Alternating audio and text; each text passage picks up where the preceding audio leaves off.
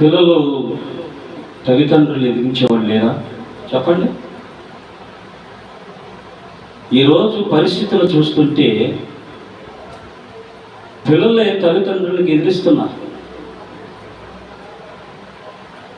పరిస్థితుల వల్ల చేజారిపోయే పరిస్థితులు కనపడుతూ ఉన్నాయి. ఎలా ఉందంటే, ఇప్పుడున్న ప్రపంచం ఎలా ఉందంటే, ఒకడి మీద ఒకరు యుద్ధాలు చేసుకుంటూ ఉన్నారు. ఒకరి మీద ఒకరు ఏం చేసుకున్నారు? సనుక్కోవటం, గొనుక్కోవటం జరిగిపోతుంది. ఇటీవలలో సేవకులో జరిగిపోతుంది, విశ్వాసంలో జరిగిపోతుంది. మా సంఘం గొప్ప అంటున్నారు ఇంకోడు, మా సంఘం గొప్ప అంటున్నారు ఇంకొకడు.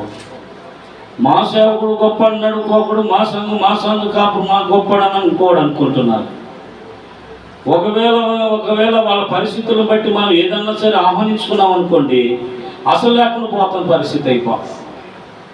అంటే నేటి ప్రపంచం, ఈరోజు ప్రపంచం కూడా దేశం ఎలా ఉన్నాయి అంటే పాడైపోయింది. అందుకని అక్కడ ప్రభు చెప్తున్నాడు, ఇశ్రాయేలుకి తెలివి లేదా? గాడిద తన సొంత దొడ్డిని తెలుసు కదా, ఎద్దు తన కాముందని ఎరుగును కదా. మరి అటువంటి తెలివి లేని జీవితాలు మీరు జీవిస్తున్నారా? అందుకని ప్రభు ఏమన్నట్టున్నాడు, నడినెత్తి అరుకాలు మొదలుకొని నడినెత్తి వరకు కూడా కొంచెమైనాను స్వస్థత లేదు, అది పిండబడలేదు, మెత్తబడలేదు. అది ఈరోజు క్రైస్తవాన్ని చెప్పుకుంటున్నారు కానీ అసలు నీ జీవితంలో అంత ఒళ్ళంతా విషయమే. చెప్పండి, ఏంటంట? ఒళ్ళంతా విషయమే. కానీ పైకి మాత్రం తలబట్టలు వేసుకుంటావు, అబ్బో తగ్గ తగ్గ తగ్గ తగ్గ తగ్గ మెరిసిపోతాయి. నీది అసలు బట్టలు నువ్వు కంటే ముందు నీ బట్టలు మెరిసిపోతాయి ముందు. కానీ లోపలంతా ఎట్లా ఉంది? ఈర్ష్యతో ఉంది, గర్వంతో ఉంది, ఇంకా సరుగుతో గొనుగుతో నీ జీవితంలో ఏలుబడి చేస్తా ఉన్నాయి. ఇవన్నీ బయటికి ఎలా ఉంది? నీకంటే తల తల తల తల తల తల మెరిసిపోతున్నాయి ఈ బట్టలు. ఆ బట్టలను చూసి పడిపోతున్నారు జనాలు ఈరోజు. ఏమండి, సేవకుల్లో కానీ విశ్వాసంలో కానీ, ఇశ్రాయేలులారా మీకు తెలివి లేదా? శ్రమ వచ్చినప్పుడు విశ్వాసం కలిగి ఉండటం మీకు తెలివి లేదా? శ్రమ వచ్చినప్పుడు నా మందిరాన్ని మానేస్తావా? శ్రమ వచ్చినప్పుడు నా వాక్యం చదవటం మానేస్తావా? శ్రమ వచ్చినప్పుడు, రోగం వచ్చినప్పుడు నన్ను ఆశ్రయించలేకపోతున్నావా? దేవుని ఆశ్రయించలేకపోతున్నా. అరే నమ్మి బాప్తిస్మం పొందుకోరంటే పొందుకోరాడు. అరే రక్షణ పొందుకోరా, దేవుడు నీకు గొప్ప రక్షణ ఇస్తాడురా, నీకు నీ భవిష్యత్తు బాగుంటుందిరా, నీ జీవితం బాగుంటుందిరా అంటే వాడు వినడు. చివరికి తుదికి ఏం జరుగుతుంది? అది మరణం అయిపోయిన తర్వాత నీ బ్రతుకు ఎలా ఉంటుందో ఒకసారి ఆలోచించి, నువ్వు చనిపోయిన తర్వాత ఎక్కడికి వెళ్ళిపోతావు ఒకసారి ఆలోచించి. చనిపోయిన తర్వాత ఎక్కడికి వెళ్తావు అన్నది ఆలోచన ఈరోజు దేవుని ప్రజల్లో లేదు. ఇక్కడ మనం తింటున్నావా, తాగుతున్నావా, సుఖిస్తున్నావా అని ఒక ఆలోచన తప్ప, మనిషికి ఆ యొక్క ఆలోచన తప్ప ఇంకా ఏది లేదు. ఒక ధనవంతుడు ఏమనుకున్నాడు? నా ప్రాణమా ప్రాణముతో మాట్లాడుకుంటున్నాడు. ఏమంటున్నాడు చెప్పండి? చూడండి, అనేక సంవత్సరాలను తరబడ సమకూర్చుకున్న ధాన్యాన్ని తన కొట్లను విప్పి సమకూర్చుకున్నాడు. తన ప్రాణంతో అని అంటున్నాడు, తినుము త్రాగుము సుఖించు. తన ప్రాణంతో చెప్పుకుంటున్నాడా? తన ప్రాణమే వాడికి చెబుతుందో చూడండి, ఒకసారి ఆలోచించేది. తన ప్రాణం వాడికి చెబుతుందేమో, అరే అనేక సంవత్సరాల తరబడి సమకూర్చుకున్నామేక, తిను త్రాగు సుఖించు. ఈ లోపల రోగం వస్తే, రొప్పి వస్తే, ఆయుషం వస్తే, రోగం వస్తే పరిస్థితి ఏంటి? ప్రభు ప్రభు ప్రభు అని పిలుస్తావా? అప్పుడు ఏమంటున్నాడు? ప్రభువా ప్రభువా అని పిలుచు ప్రతివాడు పరలోక రాజ్యంలో చేరడు కానీ తండ్రి చిత్తాన్ని నెరవేర్చేవాడు మాత్రమే పరలోక రాజ్యానికి చేరతాడని ఆ మాటలు అక్కడ తెలియపరుస్తూ ఉన్నాడు. ఇక్కడ మరి యెషయా గ్రంథంలో ఏమి చెప్పబడుతుంది మన ప్రియులారా? చూడండి, అరుకాలు మొదలుకొని నడినెత్తి వరకు కొంచెమైన స్వస్థత లేదు. పాపిష్టి జనమా, ఏమంటున్నాడు? పాపిష్టి జనమా, నీ జీవితంలో పాపం ఉంది, నీ జీవితంలో ఏముంది చెప్పండి? శాపం ఉంది. ఈ పాప శాపము ఎన్ని కూడా కొట్టిపడేయాలని అంటే అరికాలు మొదలుకొని నడినెత్తి వరకు ఉన్న ఆ గాయాలన్నీ కూడా మానపడాలంటే ఇదిగో దేవుని ఆశ్రయించాలి. శ్రమ వచ్చిందా అయితే దేవుని ఆశ్రయించాలి. ఆ శ్రమలో విశ్వాసం కలిగి ఉన్నప్పుడు నువ్వు ఏ పరిస్థితిలో ఉన్నా, ఏ సిచ్యువేషన్లో ఉన్నా, దేవుడు నిన్ను, నీ కుటుంబానికి గొప్ప నెమ్మది ఆదరణ కలగచేయటానికి అని సంసిద్ధముగా ఉన్నాడు.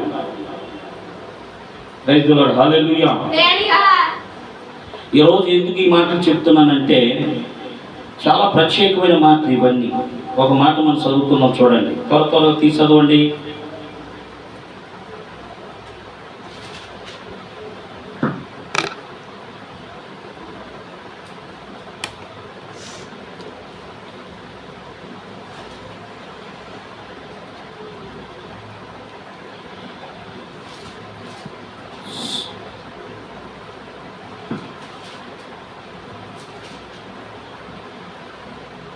శ్రమలో విశ్వాసాన్ని నిలుపుకోవడం గురించి కొన్ని విషయాలు మనము ధ్యానించినప్పుడు, విశ్వాసానికి అగ్ని పరీక్ష లాంటి దేవునిపై మనకున్న నమ్మకాన్ని బట్టి బలపరచడానికి అవకాశాలు ఉంటాయి.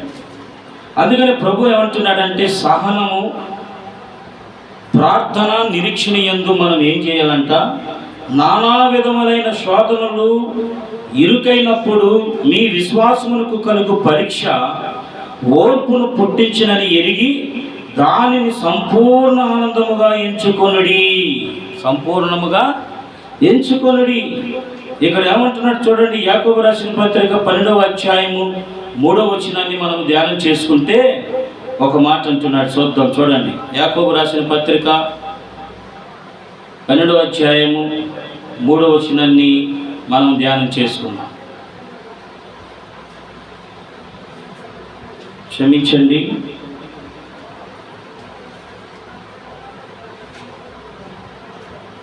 యాకోబు రాసిన పత్రిక 1వ అధ్యాయము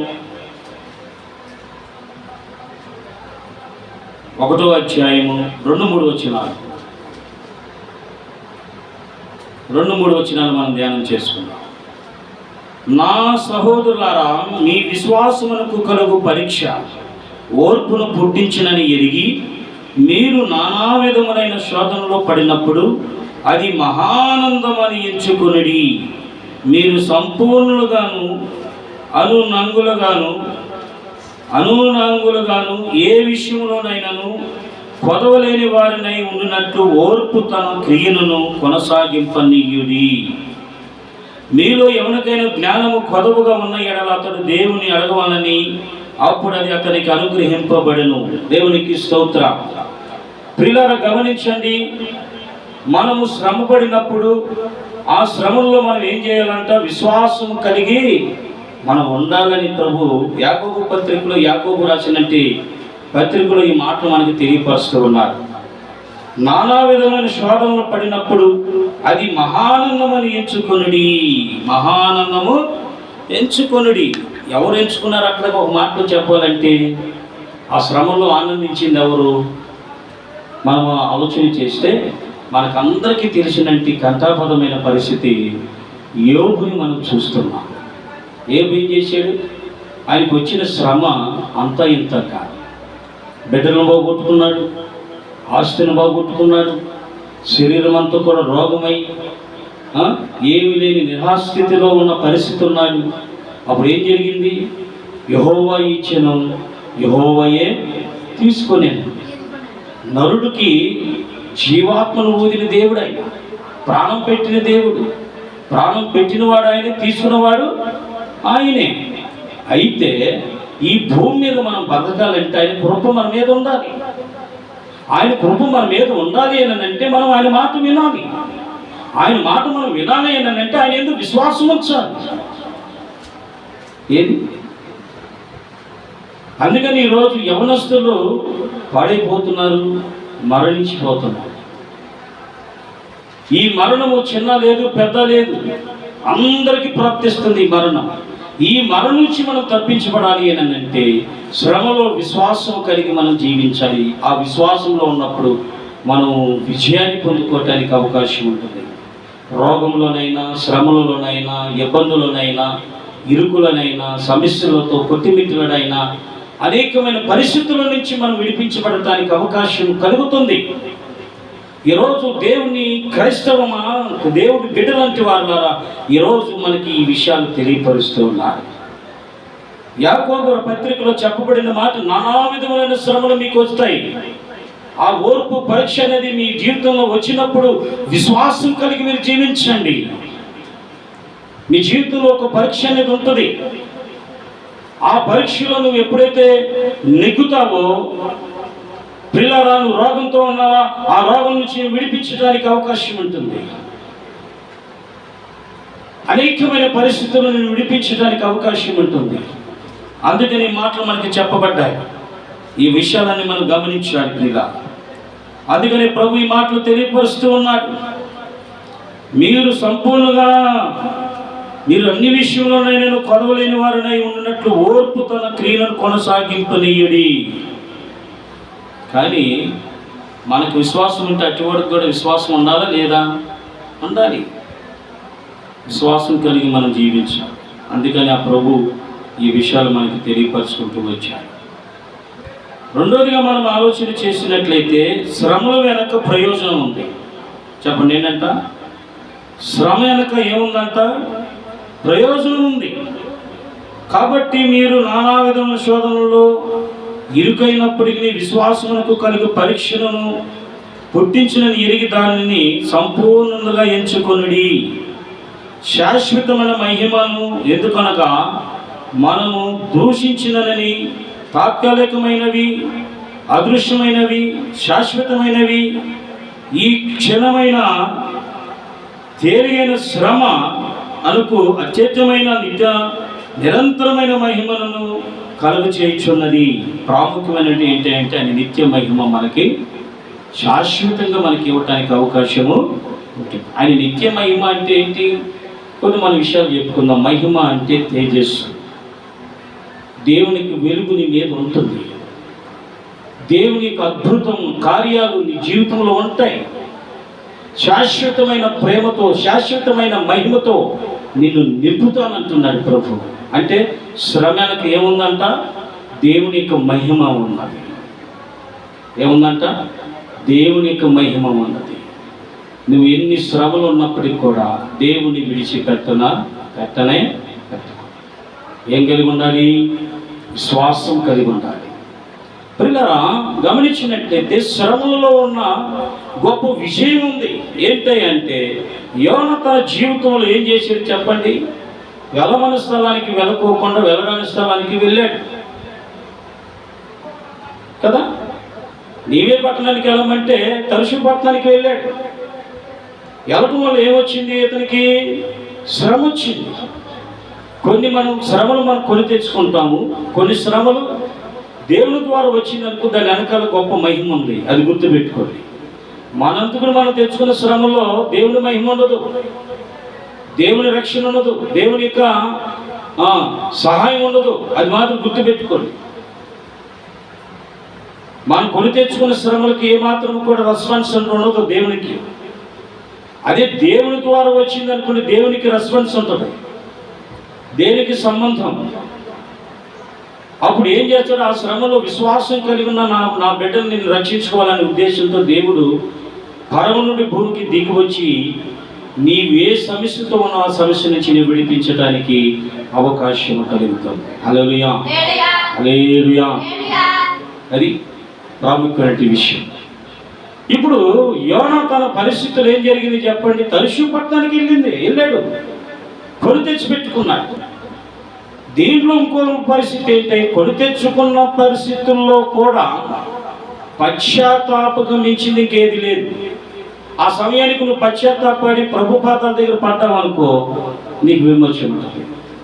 యోనాకి అదే పరిస్థితి జరిగింది. కొని తెచ్చుకున్న శ్రమల్లో నేను ఈ తప్పు చేశాను ప్రభు అని చెప్పి పశ్చాత్తాప పడ్డాడు. కాబట్టి ఏం జరిగింది చెప్పండి? ఆయన శాపం మింగేసినగా శాప గర్భంలో ఉండి వేదన పడతా ఉన్నాడు. అయ్యా నేను చేసింది తప్పయ్యా, నన్ను క్షమించి ఈ పాతాళ గర్భం నుంచి నన్ను తప్పించయ్యా అని చెప్పి కేకలు వేస్తా ఉన్నాడంట. దేవుని మొరపెడుతూ ఉన్నాడంట. ఆ మొర తన పశ్చాత్తాపం చూసి దేవుడు కనికరించి యోనాన్ని శాపం మింగేసిన దాన్ని తీసుకెళ్ళి ఏం చేశాడు? శాప ఆజ్ఞాపిస్తే నీవే పట్టణానికి కట్టివేసేసి నీవే పట్టణం దగ్గర వదిలేసేసి ఆ శ్రమలో నుంచి నువ్వు విడిపించబడ్డావు.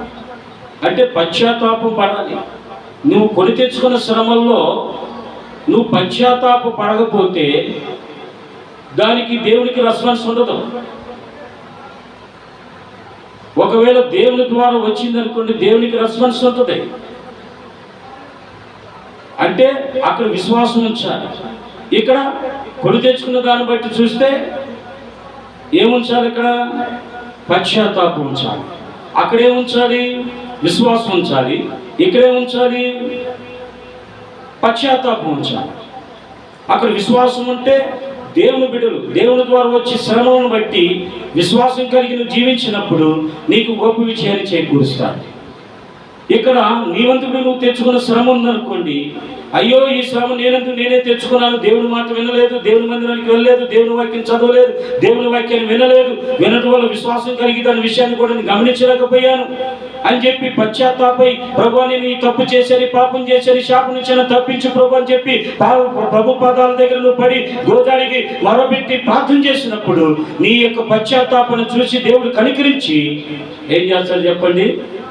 మరలా నిన్ను రక్షించడానికి, నిన్ను బలపరచడానికి, నీకు సహాయం చేయడానికి ఆయన పూనుకుంటాడు.